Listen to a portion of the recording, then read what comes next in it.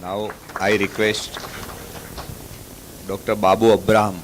He is a senior consultant, Department of Critical Care and Pulmonary Medicine in Apollo Hospital, Chennai. Please, Dr. Babu Abraham.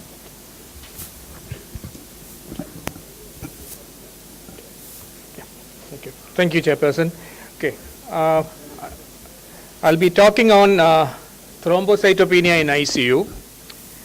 Okay, now just as an introduction, what we all need to know is thrombocytopenia in our patients has been clearly been shown to be a marker of illness, and there is a very good correlation with thrombocytopenia, mortality, and prolonged ICU stay. So if your patient gets thrombocytopenia, they are sick enough to die more or stay in the ICU longer. We do not know whether it is the thrombocytopenia that kills the patient or whether it's just a marker that the patient is sick enough and that is why the thrombocyte has come down. Okay, the other thing that we know is that if you follow the pattern of thrombocytopenia, does it come in within the first few days, or as the platelet count dropped after 1 week, and then is it continuing to drop?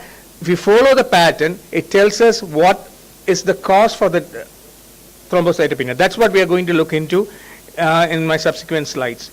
The other thing we need to be clear, if you see a patient, hematologically a count less than 1,50,000 is called thrombocytopenia, but in an ICU patient, that number has been brought down to 1 lakh. So anything less than 1 lakh is thrombocytopenia, and severe thrombocytopenia is anything less than 50,000. Okay, with this in background, we'll move forwards. A little note about the actual thrombocytopenia that happens in the ICU. This has been studied more in clinical patients. If you look at this chart over here, if I get the pointer going, yeah, here, there's the pointer. Any patient after surgery, so the day of surgery is taken as day 0, will have a drop in, the pointer has disappeared, yeah, it's come back again, will have a drop in the thrombocyte platelet count on the first to second days, which slowly picks up by the 4th day. And then it gradually increases. By the end of the week, it goes beyond the normal count. Okay, so a post-surgical patient by the 7th to 10th day can have thrombocytosis. It's not abnormal. We don't have to look for any cause for that. This is a natural history of thrombocytes in a surgical patient. When I say surgical, if you look at the graph, they have looked at trauma patients, orthopedic patients, vascular surgery patients, abdominal surgery patients, cardiac surgery patients. So almost all surgery patients have this evolution. Keep this at the back of mind. So if a surgical patient drops platelet count the first 1 or 2 days, it's the surgeon who has created it. He has put knife, and that is why it is happening. So put the blame on the surgeons and not on the patient. After that, from the 4th day, it starts coming up, and then it goes up and goes beyond normal by the 7th to 10th day. That's what you need to keep. So that's the natural progression of platelets count. Okay, the other thing you need to know is that if after 4 days the platelet count doesn't come back up, that's a bad marker. It shows that patients have a higher risk for mortality and prolonged ICU stay. And worse still, if the platelet count doesn't pick up by the 14th day when you're supposed to have thrombocytosis, or doesn't pick up even above the baseline that the patient came with, the mortality is much, much higher. Look at that. A mortality of patients who have thrombocytopenia on the 4th day is 13%, but if it persists to 14th day, the mortality is 66%. So it's not only the level of how low the platelet goes down that tells us that the patient is sick and is going to die, it's also the natural progression. If the natural progression of it coming back up does not happen, that's an extremely poor sign. However, when you look at medical ICU patients, you can't actually trace this sort of natural course of events. We all know that ICU patients, medical and surgical patients, do not behave similarly. Now, what are the causes? There's a big list, impossible to go through all everything, but it can be classified into 6 big headings. One is dilutional, other one is increased consumption or increased distraction, decreased protection, increased sequestration, and pseudo. I'm not going to go through each one. I'm going to see at how can we diagnose and how do we manage. Now, all the time we think, can drugs cause thrombocytopenia? This is just a small list. Okay, so you can imagine any drug that we use in the ICU can cause thrombocytopenia. You have to go back, look at the drug chart, go back and look at pharmacology books to see, does any of the drug that we use cause thrombocytopenia? There's no way you can remember this. If I could remember all this, I'm sure all of you feel the same, we would not have been doctors, isn't it? Our memory is so good, there'll be better jobs to do. Okay. Now, how do we diagnose what's causing the thrombocytopenia? There are certain rules that help us. First, try and get as much information about the thrombocyte count before thrombocytopenia sets in. Did the patient have any prior illness which could have caused it? You need a good history. The second thing you need to know is that if there's abrupt drop in the platelet count in about 1 to 2 days time, it's usually immunological cause, okay? Or it's an adverse reaction to transfusion. So did your patient get transfusion? It's a transfusion related reaction. Now, if the abrupt fall is happening within few hours after transfusion, it's definitely due to two things. Either it's a passive alloimmunization or the blood product was contaminated with bacteria and he has been given a bolus of bacterial infection. Okay, very good bacteremia. Now, if the platelet count is dropping slowly, gradually over 5 to 7 days, most often it's due to consumption or due to a bone marrow failure. So these are the specific guidelines you can remember and look at your patients to say what could be the reason for the thrombocytes to fall. Okay, now how do we approach this? Let's go an algorithmic fashion. Okay, so the first thing, you're looking at the patient and saying, did the patient have thrombocytopenia on admission or did he develop after coming into my ICU? Let's go with the patients who get admitted into the ICU with thrombocytopenia.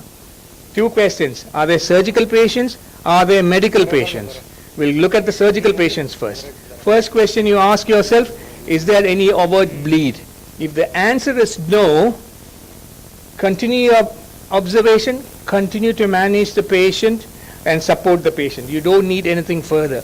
If the answer is yes, your patient is having thrombocytopenia and he is bleeding, you need to remember, look for hidden sites of bleed too. You may not see overt blood spurting out of the patient's body, but you have to keep looking for it. And what you need to know is, once you see it, you need to do something to stop the bleeding. Okay? And what are the things we need to stop the bleeding? Yes, we have to do some interventional. If it is outside, you can give just pressure. If it's inside, it might be radiological or might be surgical. But before doing that, you need to bring the platelet count up to what is considered safe, which is about 80 to 100,000. And for that, you give platelet transfusion. Okay. One thing I would like to highlight is it has been clearly showed that anemia or a drop in hemoglobin, a PCV to less than 30, can precipitate bleeding because of thrombocytopenia. So if your patient has thrombocytopenia and anemia, correct the anemia, get the PCV up to 10, that might on itself prevent bleeding from the thrombocytopenia. Okay, now let's come to the medical patients. What do you do? Medical patients, the question is it acute drop in thrombocytopenia or is it a chronic drop in thrombocytopenia? Okay, let's go to the acute drop in thrombocytopenia. The next question you are asking is it moderate drop or a severe drop? We'll see at moderate drop first. If it's a moderate drop, again, question asked is the patient bleeding or is the patient having a thrombotic event? So, platelet count low and the patient having thrombosis. We'll come to that. So bleeding. Is the patient bleeding? If the patient is bleeding, if the patient is not bleeding, just watch. You observe, monitor the patient. Remember that the causes can be severe infection, platelet consumption. These are things that causes a moderate fall. Then rarer causes of ITP, TTP, HUS or preeclampsia. You will notice that in most of the cases a severe infection comes in, and when I say severe infection, it can be bacterial, it can be viral, it can be atypical. Don't forget malaria, don't forget dengue, don't forget leptospirosis, don't forget scrub typhus. Okay. If the answer is yes, again the patient is bleeding, and if it is clinically relevant bleed, what are you going to do? It's a medical bleed. It has been clearly shown that if you give 2 units of platelet transfusion, if the bleeding is from just low platelet count, the bleeding would stop, at least transiently. If it doesn't stop, then there's something else going on. Look at the hemoglobin, look at the coagulation factors. If it is purely due to thrombocytopenia, the 2-unit platelet transfusion is like a diagnostic cum therapeutic test. You give it, the bleeding will stop. Okay. Thrombotic events. What are the conditions which can cause thrombocytopenia and thrombosis? Okay, usually severe diabetic ketoacidosis, APLA syndrome, and HIT. Okay, how do you treat it? Treat the underlying cause and think of anticoagulation. Let's come to severe. When you say severe, the platelet count is less than 50,000, and remember that when the platelet count drops less than 50,000, most of our patients, majority of the patients have DIC. So it's not only thrombocytopenia, they also have DIC and consumption coagulopathy. Now, if the patient's count is less than 20,000, usually they can have a clinically significant bleed, and if they have a clinically significant bleed, you come down to the algorithm where you give the 2 units of platelets. Remember that if the bleeding does not stop, there is something else going on. So if it's less than 20,000, usually you will have to correct the other coagulopathy along with platelets, otherwise the bleeding is not going to stop. Okay, how about chronic thrombocytopenia in a medical ICU?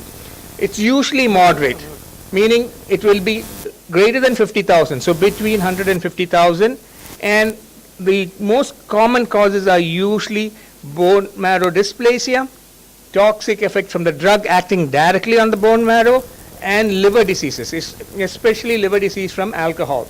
Okay, it's very seldom causes bleeding, and treatment is treat the underlying cause. You don't have to give any transfusion for that.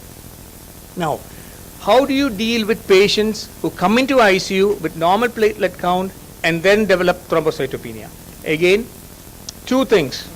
Has the platelet count been dropping rapidly, or has it been dropping gradually? That's the question you have to ask yourself.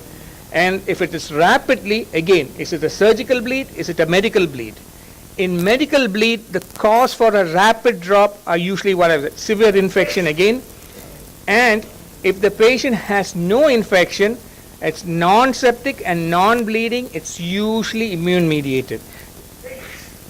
And when it's immune mediated and it's a cardiac patient, remember that cardiac patients who have got GP2B3A inhibitors or any new drug can develop it. What you need to know is any drug which is given up to 10 days prior to the bleeding can be the cause. So don't think about drugs that you give as the previous day. Up to 10 days previously could be the cause for the bleed. And the other thing is blood transfusion. Okay, remember that the purpura that you develop from blood transfusion can happen even after 10 days of blood transfusion, need not be immediate. Okay, it's a passive alloimmune reaction that happens immediately. So the post-transfusion purpura can happen even after 10 days. So these are things you need to keep at the back of the mind. If it is a surgical patient with a rapid drop, usually it's unlikely to be a sepsis unless your unless your surgeon has been, unhygienic. Okay, so if he has done a sterile surgery, usually a rapid fall that happens immediately is almost immune mediated, and if it is non-sepsis or non-immune mediated, it's usually HIT, especially if your patient has had heparin over the last 4 to 5 days. Okay, now let's come to a gradual drop. A patient in the ICU whose platelet count has been dropping gradually over 5 to 7 days. Again, divide them into surgical group and the medical group. The surgical group, what you need to know is, has it been persisting even after the first 4 days? As I mentioned in the one of the first slides, drop in platelet count in the first, second or third day is a natural process after surgery. You don't have to do anything about it. It should come back up. But if it isn't, even after the fourth day, your platelet count is tending to go down, then think of a new infection setting in. Any patient who has been in ICU for more than 48 hours is at a high risk for getting nosocomial infection. So keep your eye open and look for severe sepsis with shock or multi-organ failure. Also remember that the very fact that the surgeon has put knife on your patient, they can develop TTP. TTP